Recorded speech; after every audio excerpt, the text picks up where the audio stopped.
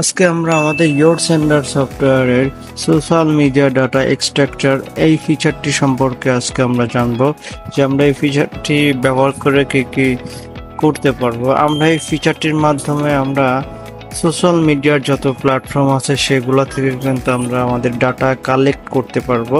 এখান থেকে আমরা ইনস্টাগ্রামের ডাটা কালেক্ট করতে পারবো, ফেসবুকের ডাটা কালেক্ট করতে পারবো, টেলিগ্রামের ডাটা কালেক্ট করতে পারবো, ইনফ্যাক্ট লিঙ্কডইন এর ডাটা চাইলে কিন্তু কালেক্ট করতে পারবো। চলুন দেখে আসা যাক কিভাবে আমরা এখান থেকে ডাটা কালেক্ট করতে পারি। স্টার্ট নাও ক্লিক করছি। স্টার্ট নাও ক্লিক করে এখানে আমাদের নিশন যে আমরা এখানে কিওয়ার্ড লিখবো, আমাদের যেটা প্রয়োজন সেটা লিখবো।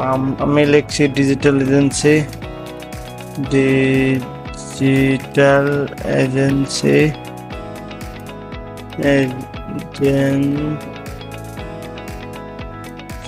Digital agency.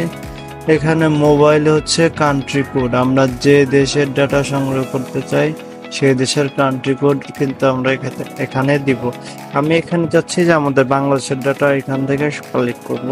তো আমি +88 এটা দিচ্ছি। এটা দেওয়ার পরে লোকেশন, এটা অপশনাল, আপনি যদি আপনার লোকেশন অনুযায়ী এটা করতে চান, যদি আরো ডিপলি আপনি লোকের টার্গেট করতে চান সেই ক্ষেত্রে আপনি এখানে সেটা দিবেন। তো আমরা এখানে সোশ্যাল মিডিয়া ওয়েবসাইট, এখান থেকে কিন্তু আমরা যে প্ল্যাটফর্ম ডাটা কালেক্ট করতে চাই সেই প্ল্যাটফর্ম ডাটা কিন্তু আমরা এখান থেকে পেয়ে যাব। তো আমরা এখানে প্রথমে লিঙ্কডইন এর ডাটা কালেক্ট করে দেখি। ইমেল আইডি আপনি চাইলে এখান থেকে জিমেল আইডি এবং ইয়াহু আইডি কিন্তু এখান থেকে কালেক্ট করতে পারবেন। চলুন দেখে আসা যাক এরপরে আমরা কিভাবে কালেক্ট করব। এরপরে স্টার্ট বাটনে ক্লিক করব। স্টার্ট বাটনে ক্লিক করার পরে আমরা কিন্তু দেখতে পাচ্ছি আমাদের ডান পাশে ডাটা চলে এসছে, অনেকগুলো ডাটা। এখান থেকে আমরা টাইটেল দেখতে পাচ্ছি, ওনাদের লিঙ্কডইন এর আইডির নাম, এখানে ইমেল আইডি, আর এখানে ফোন নম্বর রয়েছে। আমরা কিন্তু আমাদের কাজের ক্ষেত্রে ফোন নম্বরগুলো ইউজ করতে পারি এবং কি ইমেল আইডিও ইউজ করতে পারি। এখান থেকে কিন্তু আমরা অলরেডি 21টা ডাটা কিন্তু আমরা এখান থেকে পেয়ে যাচ্ছি এবং আমরা যদি আরো ডাটা কালেক্ট করতে চাই সেই ক্ষেত্রে আমরা আরেকটু ওয়েট করব।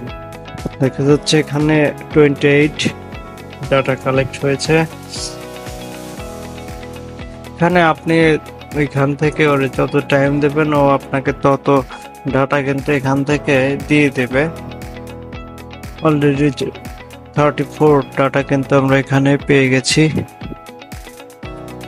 দেখা যাক আর কত ডাটা লাগে। আমরা এইভাবে কিন্তু লিঙ্কডইন থেকে ডাটা কালেক্ট করতে পারি। 40 আমি আর চাচ্ছি না, তো আমি এখানে এক্সপোর্টে ক্লিক করছি। এক্সপোর্টে ক্লিক করে আমরা দেখবো যে এটা কিন্তু আমরা এক্সেল শিটে সেভ করে দিতে পারছি।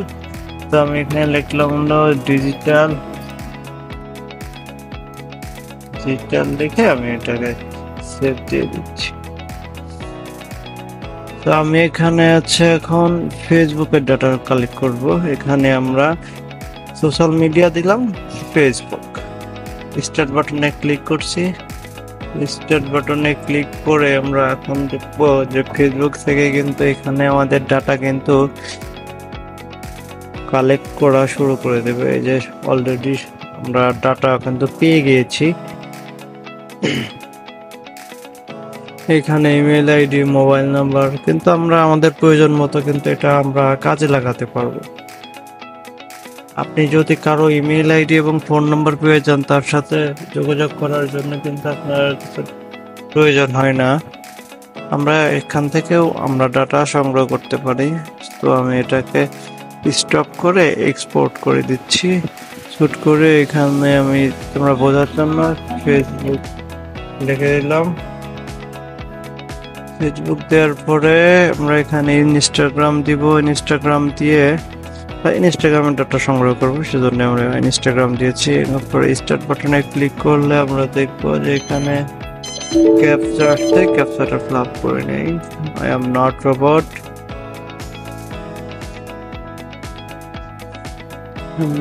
দেওয়ার পরে কি করার পরে এখন ক্যাপচাটা ফিল আপ করলে আমরা কিন্তু আমাদের ডাটাটা পেয়ে যাবো এখানে।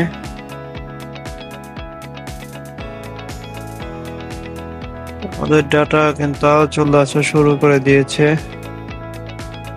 ইনস্টাগ্রাম থেকে আমরা বেশি ডাটা পাবো না, কারণ বাংলাদেশের মানুষ ইনস্টাগ্রাম অত বেশি ইউজ করে না। সো আমরা বাংলাদেশের ডাটা এখান থেকে অফ করে দিয়ে আমরা যদি চাই যে এটা আমরা ইউএস এর ডাটা যদি সংগ্রহ করতে চাই, তাহলে সেখানে আমরা ইউএস এর কান্ট্রি কোড লিখবো। তো আমরা ধরেন যে ইউএস এর কান্ট্রি কোড লিখতেছি +1।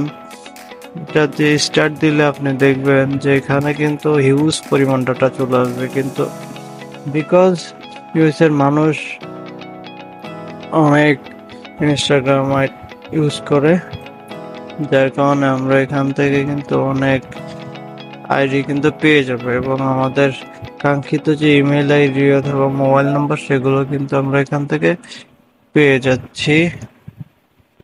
এখান থেকে আসছে, রানিং আছে, দেখেন আমরা কিন্তু অনেকগুলো ডাটা ইতিমধ্যে পেয়ে গেছি। ইমেল আইডি, মোবাইল নাম্বার, আমরা অনেকগুলো ডাটা এখান থেকে পেয়ে যাচ্ছি। তো আমি এখানে এটা এক্সপোর্ট করে দিচ্ছি, আমার আর লাগবে না, আমি এক্সপোর্ট করে দিচ্ছি। এক্সপোর্ট করে এখান থেকে আমি লিখব ইনস্টাগ্রাম